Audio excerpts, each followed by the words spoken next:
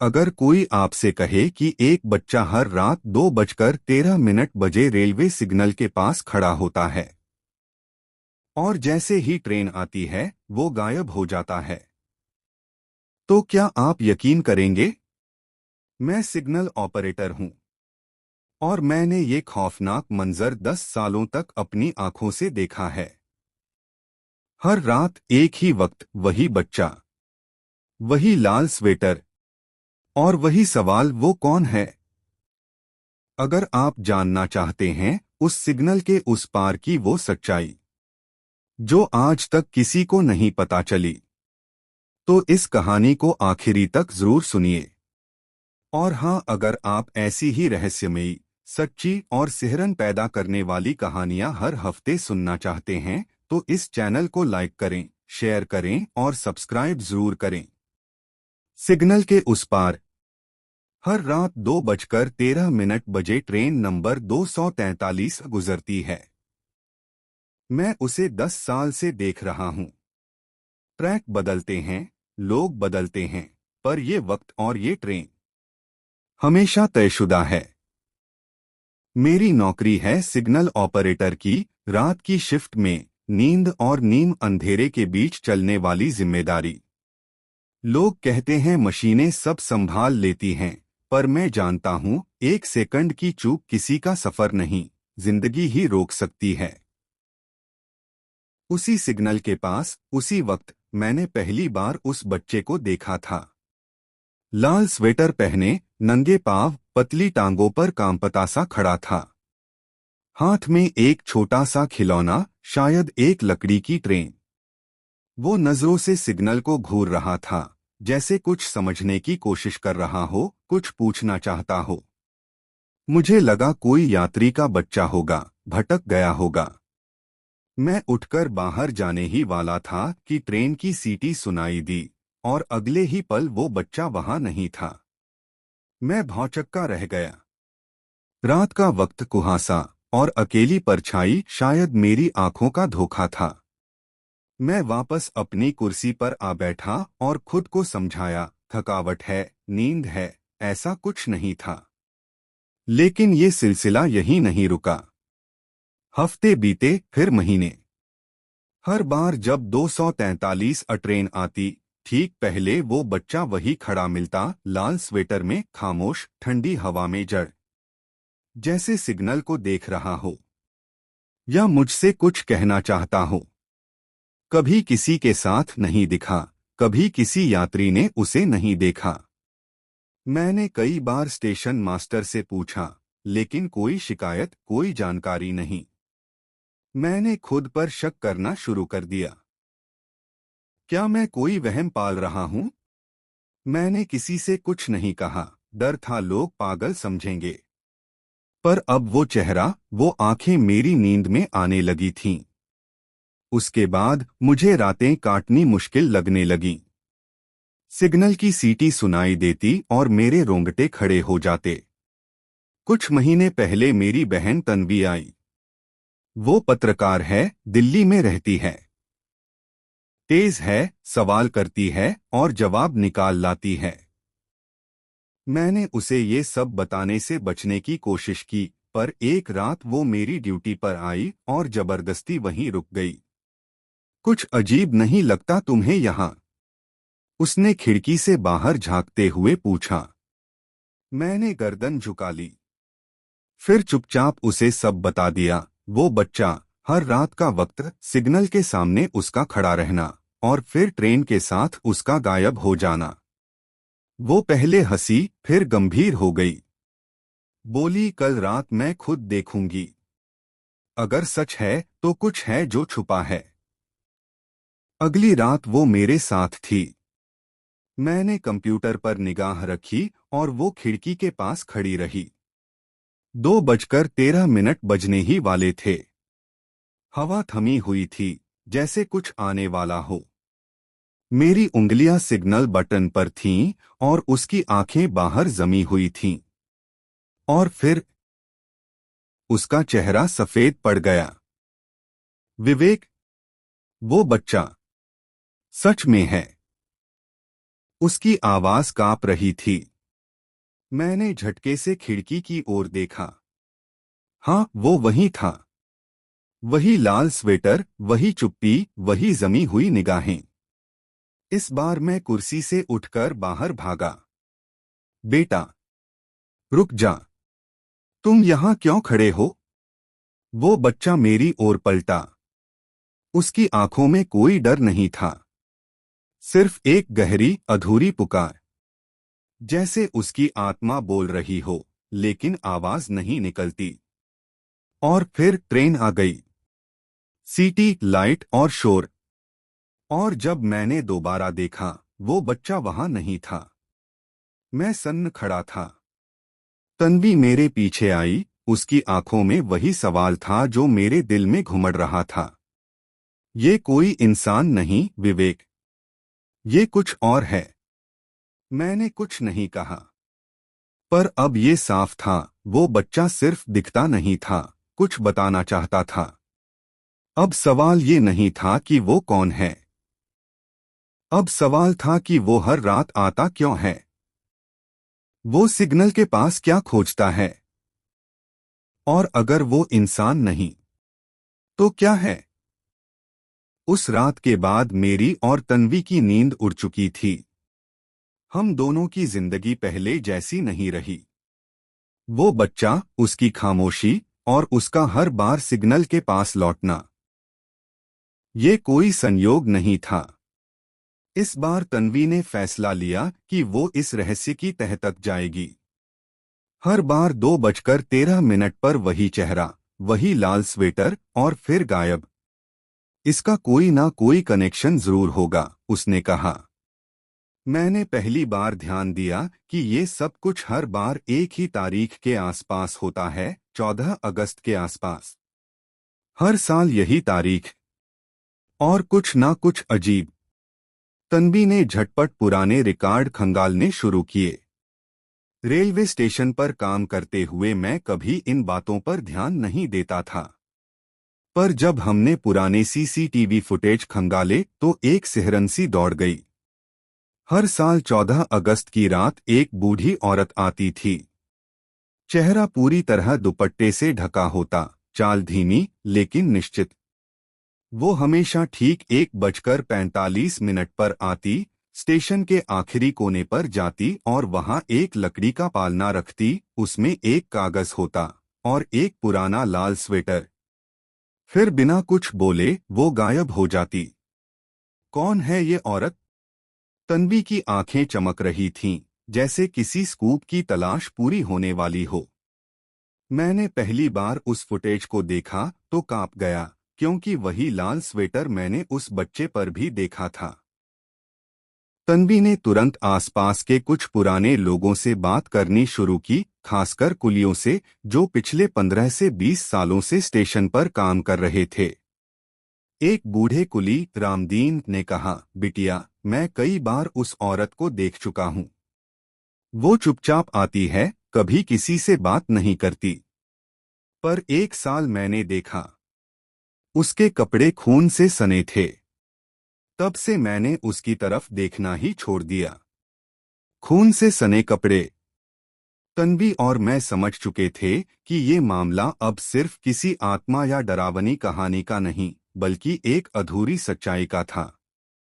वो पालना स्टेशन के एक पुराने कमरे में रखा था, जिसे अब स्टोर रूम बना दिया गया था। किसी को परवाह नहीं थी, पर इस बार हम दोनों उस पालने तक पहुंचे।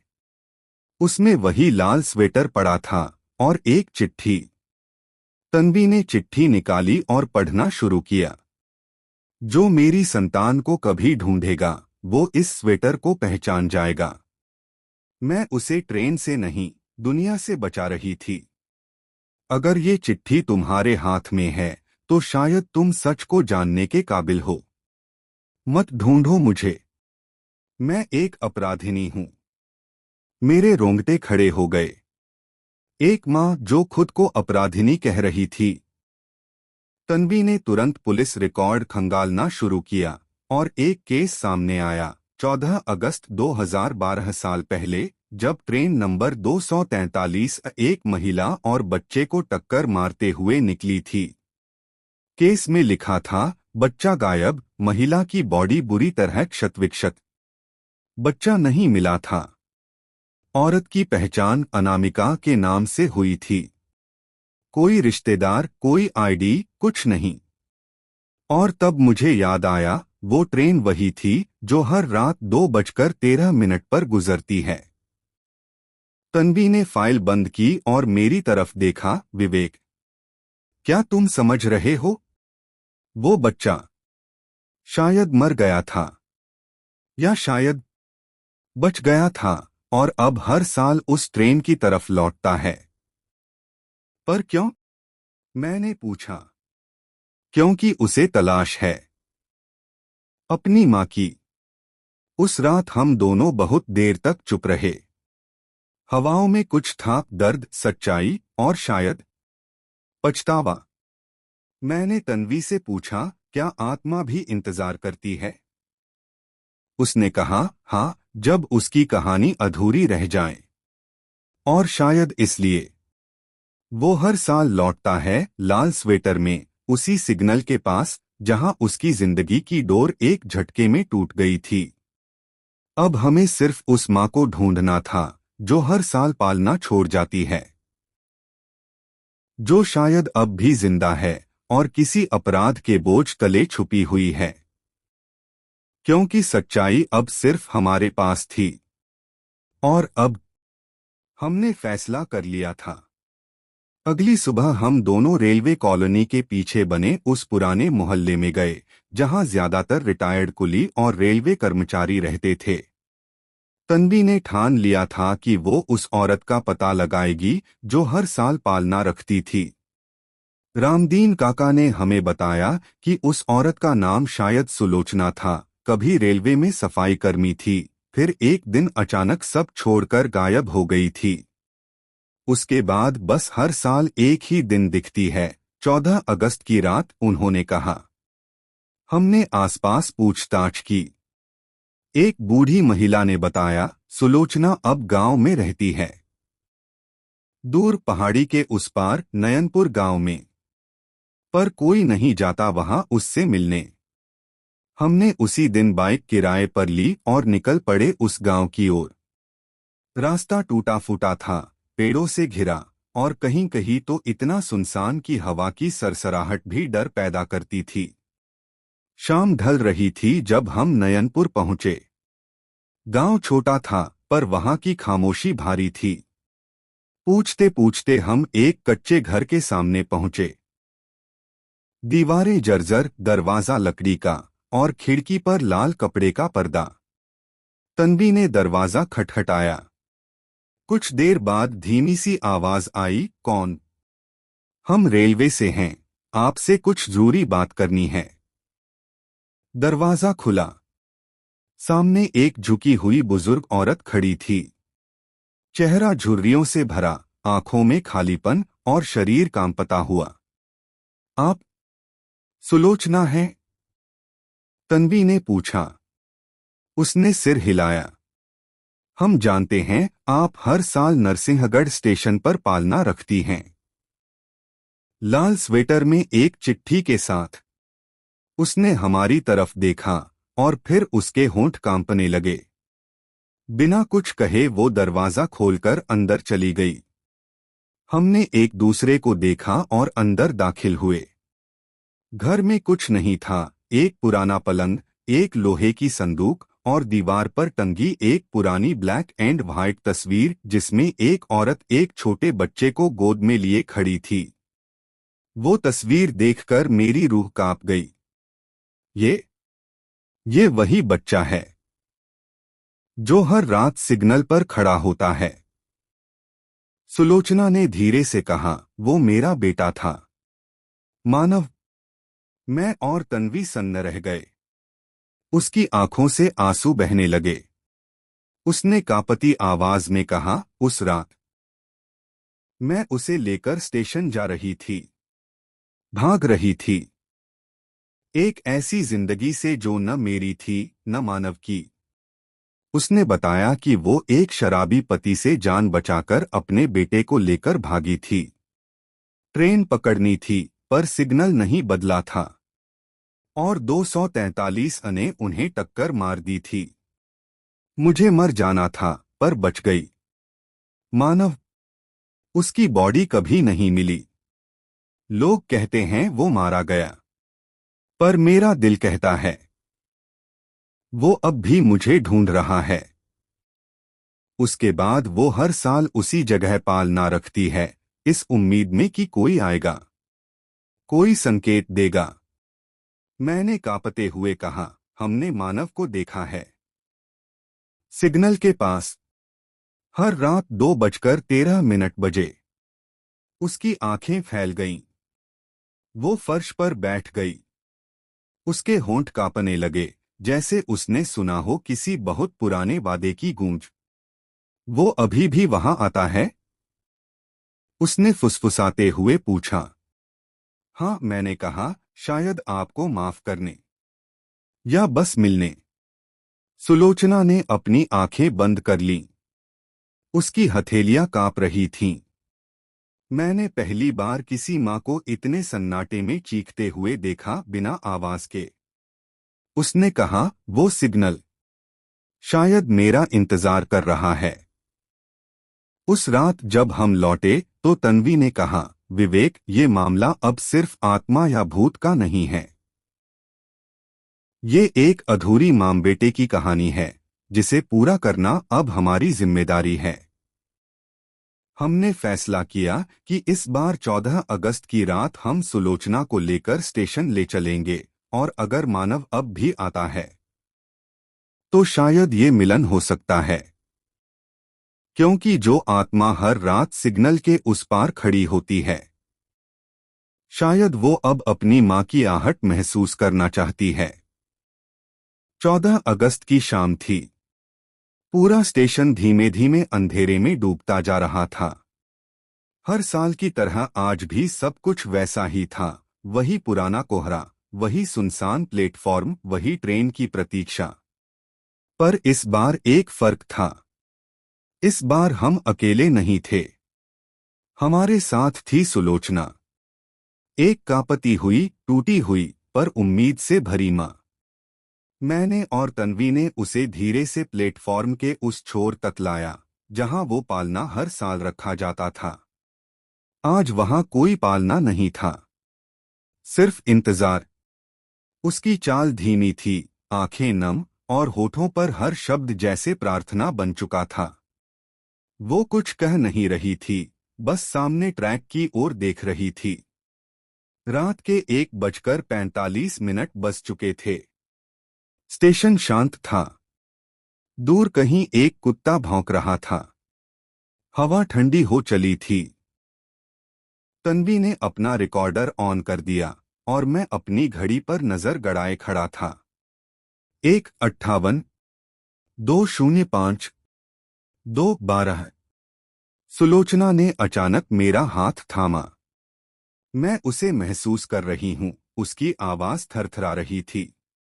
मैंने खिड़की से बाहर देखा, और वहां सामने सिग्नल के नीचे वो बच्चा खड़ा था। लाल स्वेटर, वही निगाहें, वही खामोशी।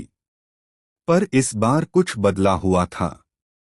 उसकी आंखें हमारी ओर देख रही थीं। पहली बार ऐसा लगा जैसे वो इंतजार में नहीं, पहचान में खड़ा है। सुलोचना कांपती हुई आगे बढ़ी। मानव, उसके होठों से बस यही नाम निकला। बच्चा हिला नहीं, बस देखता रहा। ट्रेन की सीटी सुनाई दी। 243 आने वाली थी। मैंने सुलोचना का हाथ थामा, लेकिन वो नहीं रुकी। तू मुझे पहचानता है ना, बेटा? मैं मां हूं। मैंने तुझे नहीं छोड़ा था। मैंने तुझे बचाया था। बच्चे की आंखों से कुछ गिरा, शायद आंसू नहीं, यादें। ट्रेन की रोशनी नजदीक आ रही थी। सुलोचना अब ट्रैक के बिल्कुल पास खड़ी थी। मैं चिल्लाया, मैम, पीछे हटिए। पर उसने सिर्फ हाथ बढ़ाया और कहा, अगर तू आज भी मेरी माफी का इंतजार कर रहा है तो मैं यहीं हूं बेटा। एक बार पास आ जा। ट्रेन की आवाज तेज हुई, रोशनी चकाचौंध करने लगी और फिर जैसे ही ट्रेन वहां से गुजरी, बच्चा गायब नहीं हुआ। वो धीरे धीरे चलकर सुलोचना के सामने आ गया। उसने अपना छोटा सा हाथ उसकी हथेली में रखा और फिर सुलोचना के गाल पर उंगलियां रख दीं। माँ और बेटे की वो मुलाकात शब्दों से परे थी। और फिर बच्चे की देह जैसे हवा में घुलने लगी। वो मुस्कराया और बोला, अब मुझे डर नहीं लगता। वो पहला और आखिरी शब्द था जो उस आत्मा ने कहा। फिर वो ऊपर देखता हुआ एक किरण में बदल गया और गायब। सुलोचना वहीं जमीन पर बैठ गई। उसका शरीर कांप रहा था, पर उसके चेहरे पर शांति थी। तन्वी चुप थी। मैं जड़ हो गया था। उस रात पहली बार ट्रेन 243 बिना हॉर्न दिए गुजर गई और सिग्नल हरा नहीं नीला था। शायद अब सिग्नल को रास्ता नहीं दिखाना था। शायद अब उसे किसी को विदा देना था। उस रात के बाद स्टेशन की हवा कुछ बदल गई थी। जैसे बरसों से जो रुकावट थी वो हट गई हो। जैसे कोई सांस जो रुकी हुई थी अब पूरी खुलकर चलने लगी हो। सुलोचना को हमने वहीं रेलवे कॉलोनी में एक छोटे से क्वार्टर में शिफ्ट करवा दिया। वो अब ज्यादा नहीं बोलती थी, पर उसकी आंखों में एक शांति थी जो पहले कभी नहीं थी। जैसे किसी माँ ने अपनी आत्मा को आखिरी बार गले लगा लिया हो। मैं हर रोज की तरह अपनी ड्यूटी पर वापस लौट गया था। सिग्नल वही थे, ट्रैक वही, स्टेशन वही। बस अब रात 2:13 बजे कोई नहीं आता था। अब वो लाल स्वेटर वाला बच्चा सिग्नल के नीचे नहीं खड़ा होता। वो जा चुका था, मुक्त हो चुका था। तन्वी ने उस पूरी घटना पर एक रिपोर्ट बनाई, लेकिन वो सिर्फ रिपोर्ट नहीं थी, वो एक आत्मा की डायरी थी। उसका टाइटल था, सिग्नल के उस पार, एक माँ की माफी और एक बेटे की विदाई। वो रिपोर्ट वायरल हो गई। लोगों ने पढ़ा, सुना, रोए और किसी न किसी अपने को याद किया। कुछ दिनों बाद तन्वी ने मुझे वो फाइल दी जो उसने अंत में खोजी थी, एक पुराना रेलवे रिकॉर्ड, 12 साल पुराना। उस फाइल में मेरे पिता का नाम था, Jagmohan Singh, senior signal inspector. 14 अगस्त को ड्यूटी पर मौजूद थे। वही शिफ्ट, वही स्टेशन। और उस रिपोर्ट में दर्ज था, इमरजेंसी सिग्नल बदलने के निर्देश देने में 14 सेकंड की देरी हुई। कारण, सिस्टम ओवरराइड किया गया था। मैंने फाइल गिरा दी। मेरे पिता उस हादसे की रात सिग्नल ड्यूटी पर थे। हो सकता है वो देरी जानबूझकर नहीं की गई हो, या शायद उन्होंने कुछ देखा, पर देर हो चुकी थी। मैंने माँ से बात की। उन्होंने आंसू भरी आंखों से सिर हिलाया। वो उस रात के बाद कभी शांत नहीं रहे, खुद से लड़ते रहे और उस ट्रेन की आवाज से डरते रहे। अब सारी कड़ियां जुड़ रही थीं। सिग्नल, ट्रेन, हादसा और आत्मा। वो सिर्फ उस माँ की कहानी नहीं थी, वो मेरे घर की अधूरी परछाई थी।